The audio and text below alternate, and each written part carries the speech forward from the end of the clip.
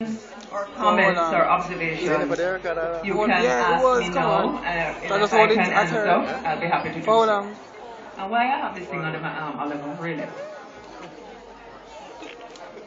Yes. Anybody? Yes.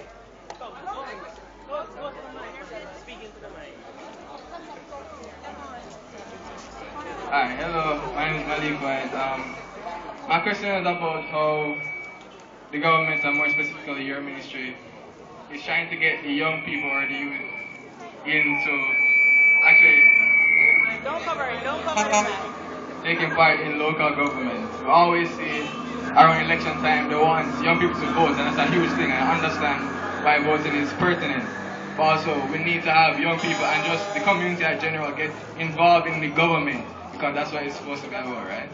Thank you. I just felt like I was doing rapping a while ago. How many remember the show Rapping?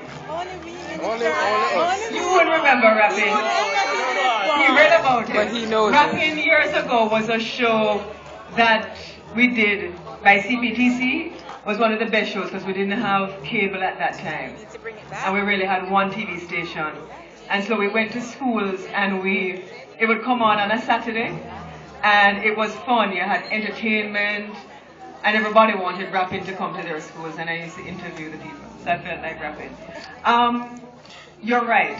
And I think what is happening is that young people are not motivated to vote or to get involved because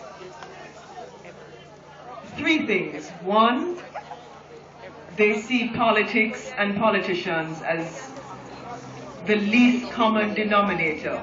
So if there is the sole of your shoe, they're beneath the sole of your shoe.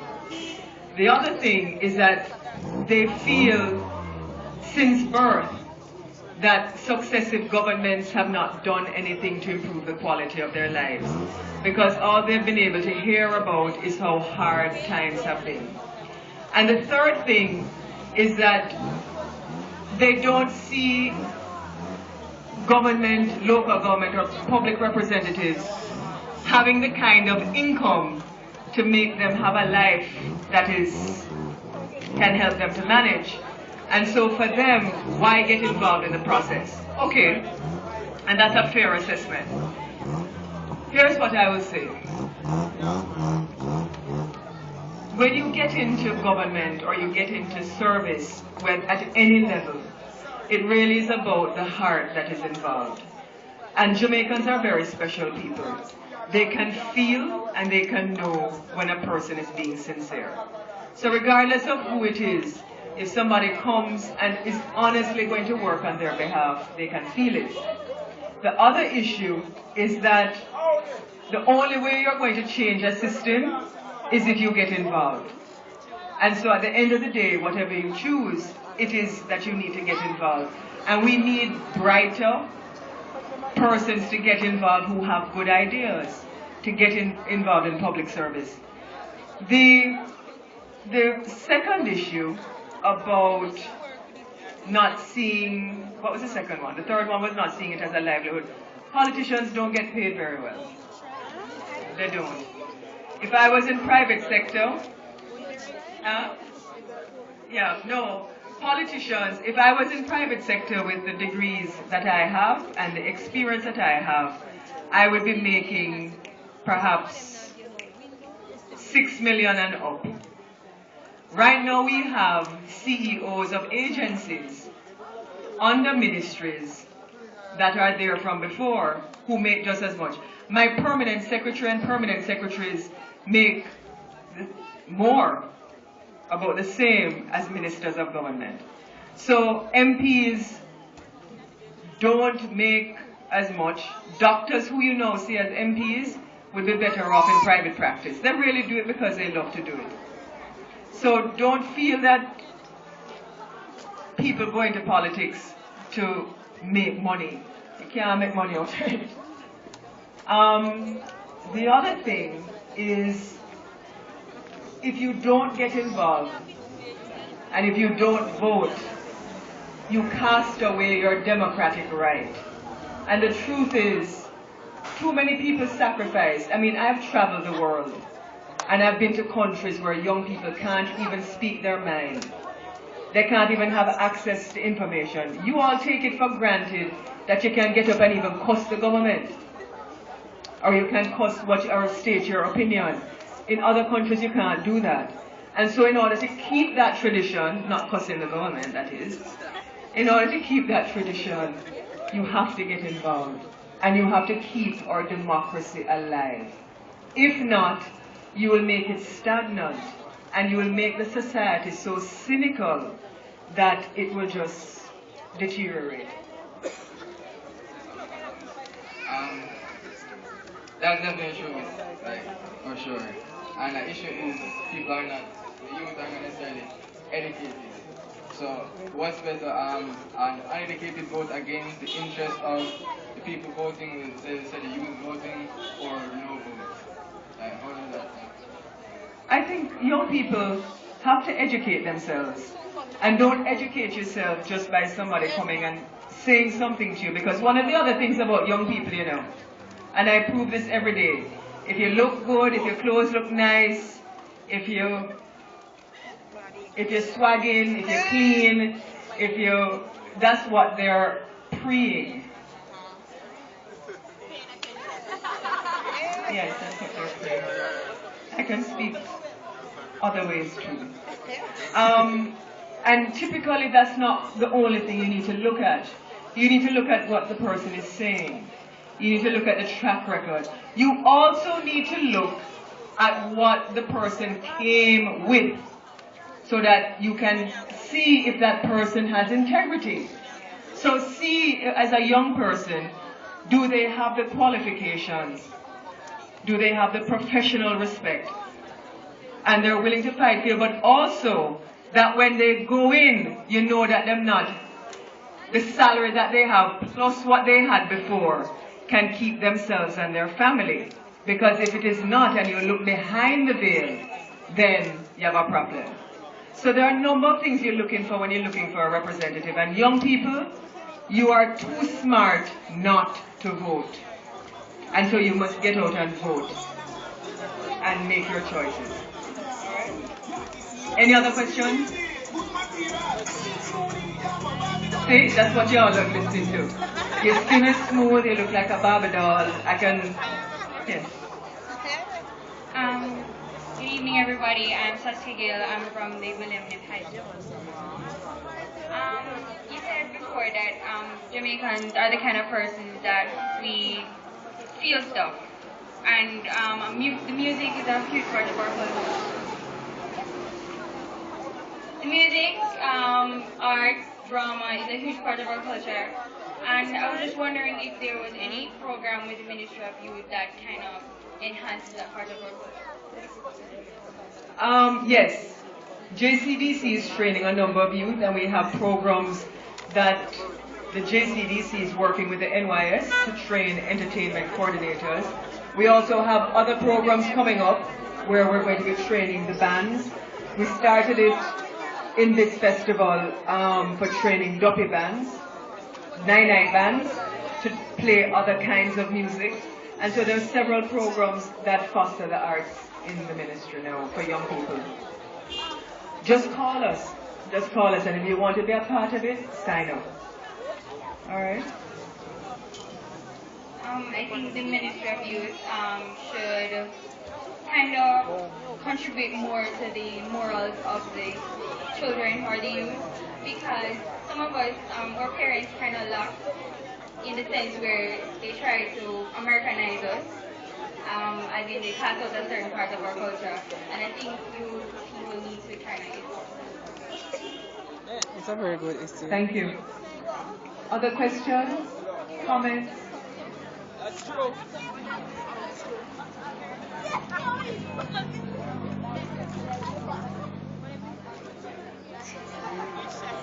I think most young people is actually leave school and don't have a job. So what is the option for that? And I want to hear something. All right. When they leave, they don't have a job.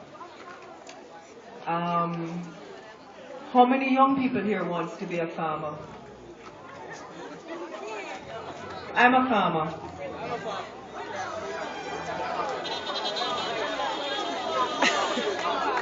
All right. You don't. What do you want to be? Well, I want to work in the hospitality industry. You want to work in the hospitality industry. All right. You have to. You have to be prepared to do one of two things. If you're going to stay in Albert Town, you have and do hospitality. You have to probably move from Albert Town and find somewhere that will be able to give you that job in hospitality. And there's several hotels, and there are more hotels coming on stream. We're building more hotels as a government. But for those of you who want to stay in Albert Town, farming is a viable option. And export agriculture is a great option.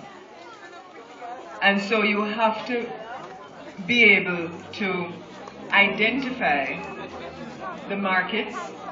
Right now in my constituency, and I'm speaking as Member of Parliament, I have reopened a place called Litford, which is the largest cold storage facility in the country, so that farmers in my constituency, when they plant, they can store it. But I want to encourage our young people to go into farming. Lawyer eat, doctor eat, teacher eat. We all have to eat. And you will find that farming is one of the best options for providing jobs for yourself as well. So in terms of identifying a job, you also have to go online and type in something. Right now, one of the things that about 3 of the top 10 jobs now that exist have to do with fitness. Because guess what? Everybody all of a sudden wants to look good in the world. Everybody is now into nutrition, and there are new types of fitness instructors that just sprung up over the last 10 years. There's also new careers in technology. So you have to look around your community, identify a need. Food is a need. I don't know if you have a gym up here, or if you have fitness instructors up here. But those are options. If there was a gym up here with fitness instructors, how many of you would sign up? So you have to go out and you have to identify the needs. And if you want to start your own business, then start your business. But if you want to look for a job, you have to either look for it here, or if you want to go into hospitality, you have to start going to the various hotels and identifying what those are. But you have to start from now. Don't wait until you graduate. All right?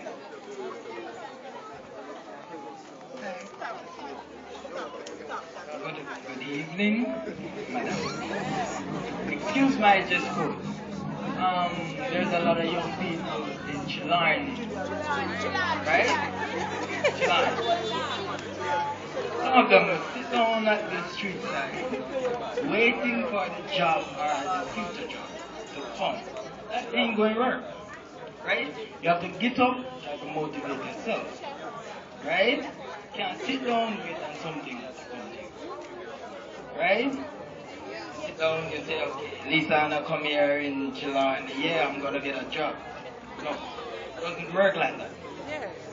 You have to move on, try to do something for yourself. Because right now I leave school and I'm doing farming, right? Yeah. And I'm making something. If I'm making $10, yum. If I make $10, I save 5. Right? Save something. Right? So for instance, I sell a Corna yam and I make $50. And I go to the bar or the rum or whatever. And I use all of that money and cigarette and ganja. I don't put on $20 out of that. What do you think? Every day you go, you use nothing to put down. You're not going to get nothing by tomorrow. straight pot. You're not going to get nothing by tomorrow. Every day I look to mommy, they get $20 to buy ganja. Or, right? 20. Right? And nothing. Yeah. And why? Because right now I have someone working with me in my farm. And He's 20 years old and he employs one person and he's in a business. More than one person. So give him a round of applause. And this is what I'm talking about. If you go into farming or in business for yourself, so it's young people like this that you really have to motivate because he has taken a risk. Big up. Thank you. Anybody else? Alright, I think, yes.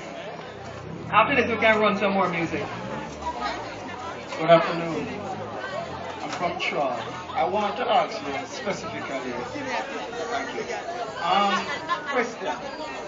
For the young persons in South Sri Lanka, do you have any particular plans regarding farming? Because most of us parents, all they know to do is farming. And young farming to be particular. I have certain proposals, but I want to hear from you. Maybe you have a joint venture or something regarding young farming. Because I have a little document here. It's a gist of what the ideas running through my head and others regarding, as I theme it, young protection and production. Because a lot of us, for me myself, I am not a farmer for more than one reason. Not because I don't love farming, because I can't. I love farming because my mother's a farmer, but I can't do it because my hand is not a farming hand to say. Alright, but I want farmers to be employable, I want them to be recognized. And right now they aren't. On that piece of paper is a suggestion for a Young Farmers Association. That the youth council, the young persons could operate it. It will lobby for the yam prices to be at a set price, where it's say for $50. The yam farmers here right now, yam is selling for $100 or more, and many persons wish they had, because it would help them. If it has $50, they can survive and live respectably and comfortably. Now we don't have that control because it's not recognized. There's another plan on there for yam chips. How many persons here right now would like to work in a factory producing yam chips? How many persons here have already eaten yam chips? So there you go. But we need young persons to get interested in farming. And these are the things, yes, I'm going to put it down. These are things that we need for the youth and culture minister to get, whoever you can get. The space is already here. I'm sure it can be found. The people, the human resources are already here. And the yam is already here, packed and styled. Stack up. You just need options and opportunities. I love that idea. And that is, you are absolutely correct. We have programs that we're starting through the NYS to train people to go into business. But in terms of the value added, which is important, even being able to pack yam in saline and vacuum pack it for export, the yam chips, if you can write your number down on this, I will put you in touch with our relevant people, because I think starting a factory, and that's doable in a yam belt, would be, you can it too. But I think the vacuum pack would probably be easier with the saline, and so people can travel with it. And